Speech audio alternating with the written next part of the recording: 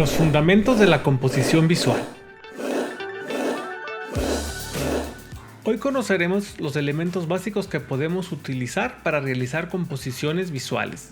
Trataré el asunto de forma fácil, rápida y concisa, nada de rodeos. Primero te mostraré la teoría y luego te mostraré unos bonitos ejemplos. Verás que hasta entretenido será. Para que puedas dar mejor seguimiento a este asunto con mayor facilidad, este contenido está dividido en los siguientes temas: introducción, formato, elementos visuales, composición, retícula y conclusión. Sin más, comencemos. Introducción. Quiero comenzar a hablar sobre este tema con una simple frase: todo comunica. Y como lo explica el mismo autor, es imposible no comunicar, por lo que, en un sistema dado, todo comportamiento de un miembro tiene un valor de mensaje para los demás. Parece evidente, sin embargo, si lo pensamos, todo lo creado por la humanidad ha sido diseñado. Es claro que algo diseñado se diseña con una intención, ya sea para vestirse, para usarse, para habitarse, para leerse, para verse, etc. De igual manera que las cosas a nuestro entorno nos significan algo, de la misma manera una composición visual obviamente nos significa algo también. Lo que quiero decir es que de la misma forma en que, por ejemplo, una ciudad nos puede comunicar orden o desorden, según si sus calles están limpias, si hay señalética, etc., es decir, es el conjunto de los elementos que conforman esa ciudad los que nos comunican orden o desorden, de esa misma manera, el conjunto de elementos que contiene una composición visual nos comunica también. Es así que el todo es más que la suma de las partes.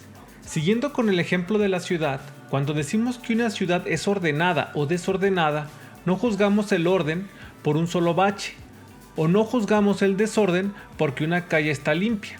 Generamos un juicio sobre esa ciudad debido a la suma de sus partes. Con este ejemplo nos damos cuenta de que efectivamente el todo es más que la suma de sus partes, y Aristóteles lo describe así: cuando se combinan varias partes para formar un todo, se crea una nueva entidad con características y propiedades que no se encuentran en cada una de sus partes individuales. De igual manera, como una composición está formada de varios elementos, juzgaremos su significado por la suma de sus elementos y no por sus elementos individuales. El formato. Así como una ciudad está formada por calles y edificios y existe dentro de un determinado territorio con límites determinados, de igual manera, una composición visual existe dentro de un formato, como menciona Wei-Shuang Wang en su libro Fundamentos del Diseño. Los elementos existen normalmente dentro de límites que denominamos marco de referencia. El marco de referencia define la zona dentro de la cual funcionan juntos nuestros elementos. Entonces, una composición visual necesita para existir un formato, que puede ser un lienzo, una hoja de papel, una pantalla, una pared, etc. Y como todo comunica, podemos afirmar que nuestra composición comienza cuando elegimos un formato. Pues, siguiendo con este hilo de ideas, cuando decimos que el todo es más que la suma de sus partes, entendemos que el formato es una parte más de nuestra composición dentro de la cual funcionan juntos los demás elementos. Es justamente la suma de todos los elementos lo que le otorga a la composición sus propias características y propiedades. Ahora, un marco de referencia existe dentro de otros marcos de referencia, y así sucesivamente. Me explico. Por ejemplo, un anuncio de revista existe obviamente dentro de una revista.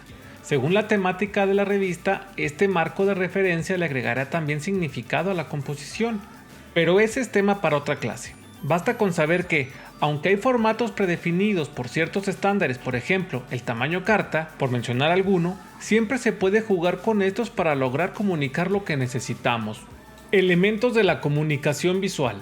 Ahora que sabemos que una composición visual necesita un formato que contiene elementos, hablaremos de los elementos básicos de la comunicación visual. Sobre esto, Dea Dondis en su libro La sintaxis de la imagen nos comenta lo siguiente: siempre que se diseña algo, la sustancia visual de la obra se extrae de una lista básica de elementos: punto, línea, contorno, dirección, tono, color, textura, dimensión, escala y movimiento.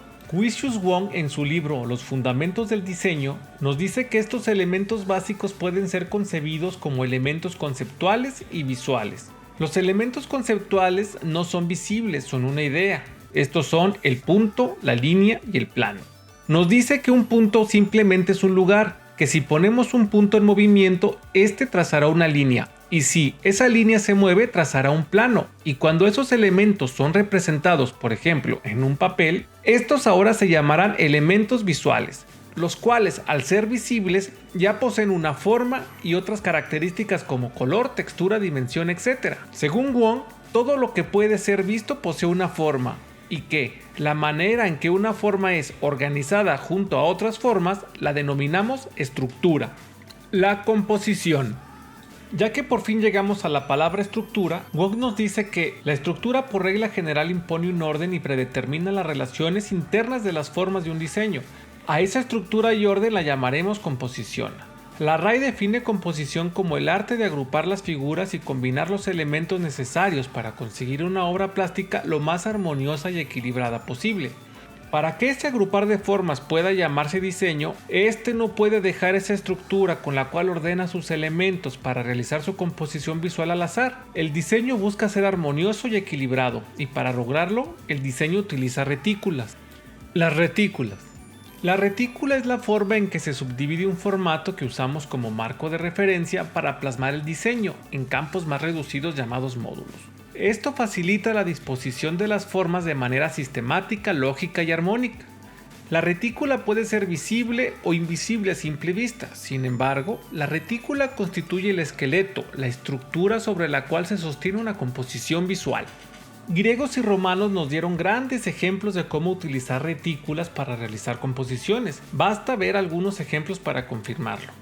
Retículas hay tantas como el quehacer del diseño y las artes puedan ofrecer. Es por ello que aquí comentamos algunos ejemplos comunes que podemos empezar a aplicar en nuestras composiciones visuales inmediatamente. Estas retículas son simétricas, radiales, regla de tercios, triángulos armónicos, espiral áurea y piramidal. Retícula regla de tercios. Este tipo de retícula la podemos encontrar generalmente en cámaras fotográficas y los celulares. El objetivo es situar el objetivo principal en alguno de los vértices. Retícula simétrica. Este tipo de retícula busca la distribución regular y exacta de las formas basándose en una línea central horizontal y vertical. En cine, el mayor ejemplo puede ser Stanley Kubrick, que utilizó este recurso de manera ejemplar, colocando en el centro de sus composiciones el elemento principal de cada escena. Retícula piramidal.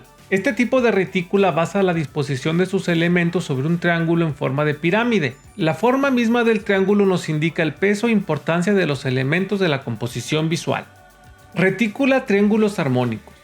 Este tipo de retícula nos ayuda a separar nuestra composición visual en módulos donde podemos situar nuestros elementos de forma que contrasten de alguna manera entre sí.